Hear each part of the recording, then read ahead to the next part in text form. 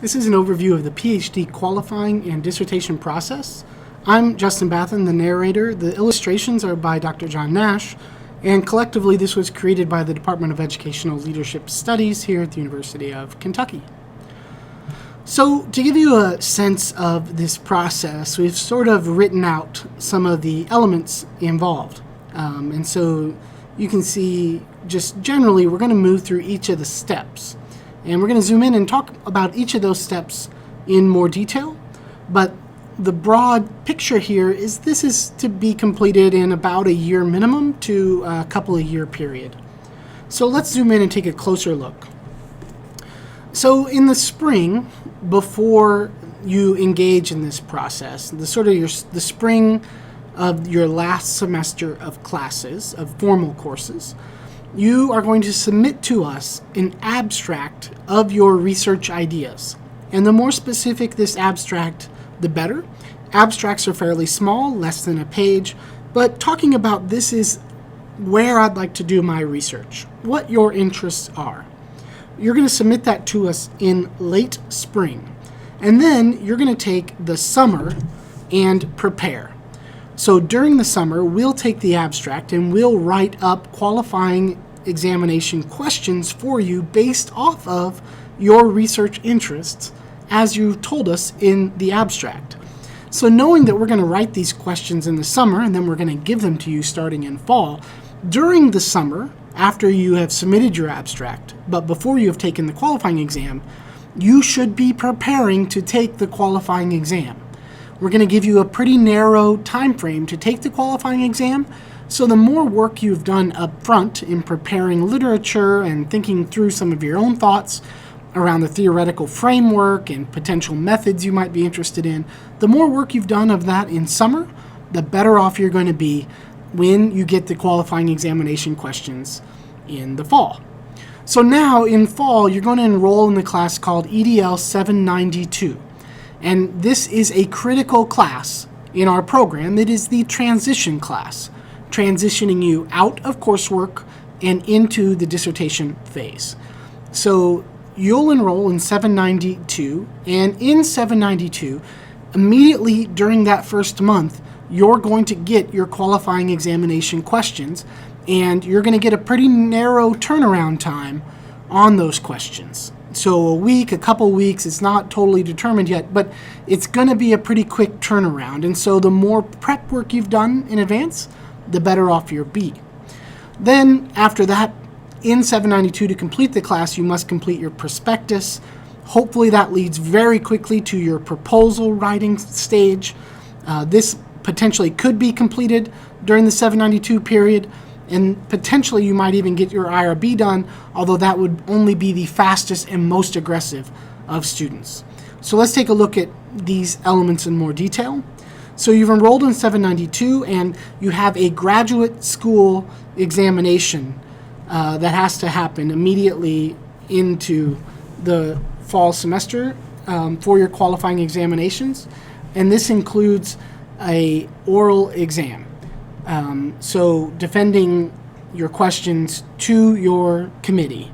And this process usually takes an hour or two, and we ask you questions based off of your responses, and you defend your responses to us in sort of your qualifying examination defense. All right, so that happens all very early in the semester. Then for the rest of that semester, you move on and write your prospectus. Your prospectus is basically mini chapters 1, 2, and 3, 5 to 10 pages, where you are really starting now to narrow in on this is what I want to do my dissertation on.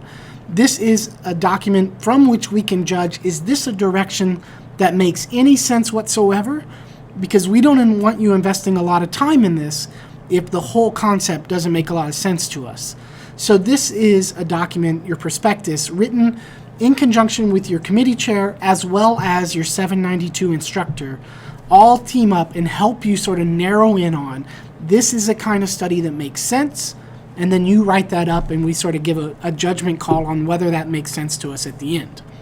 If it does, you'll then move on into your proposal phase.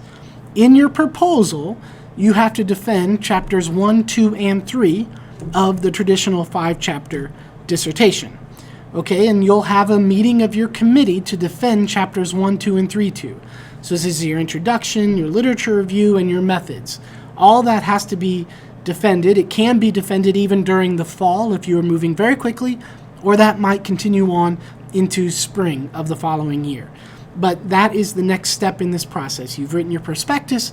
Now we sign off on that. Now you go into great detail in your proposal, which is a quite lengthy document. Then, after you feel you have your proposal ready to go and your committee chair signs off on it, you will defend your proposal. If you're given the green light, you'll then move into the IRB process. The Institutional Review Board has to approve your study before it goes, and you go out and start data collection. That can be a very fast process for exempt studies, and it can be a quite lengthy process if you have a bunch of human subjects involved, particularly children. So that process varies in the amount of time that it will take.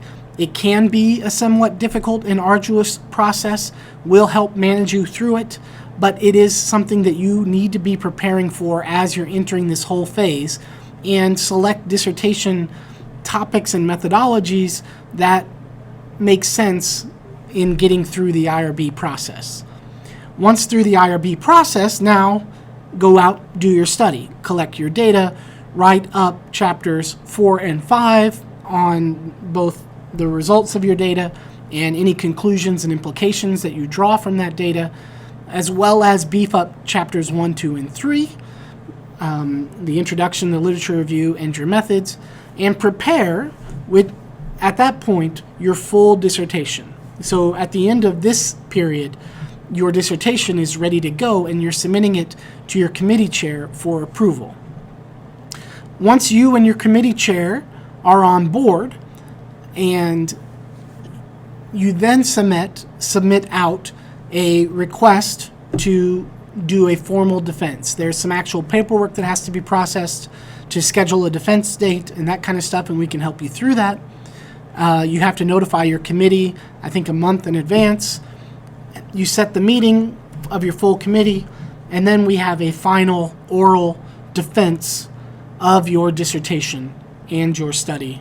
And obviously this is sort of the last step in the process. There's a bit of paperwork that has to happen after this, as well as perhaps edits that your committee might recommend, and your chair has to sign off on before all final approvals are submitted. So this process can take a little bit of time, but obviously it's the last step, and it's just that last big push to get everything finished. Okay, so that sort of wraps up the overall picture of how you move through your dissertation, your qualifying examinations, your final defense, and you move through sort of the second half of the PhD program after your coursework. So let us know in the department if you have any questions based off of this. Hopefully you have a little better sense now of the process than you did before. Thanks for listening.